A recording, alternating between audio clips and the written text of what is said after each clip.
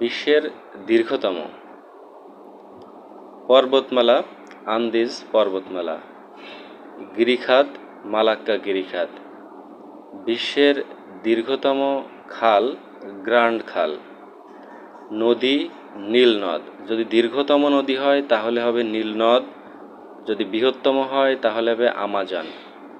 অববাহিকা Amazon অববাহিকা। যুদ্ধ শতবর্ষব্যাপী যুদ্ধ। প্রণালী তাতার প্রণালী। রেলপথ ট্রান্স সাইবেরিয়ান।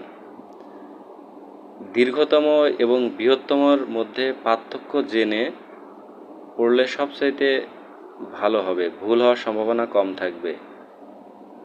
এই নীল নদ সবচাইতে বেশি দীর্ঘতম পথ অতিক্রম করছে, তাই এটি দীর্ঘতম নদী। ধন্যবাদ।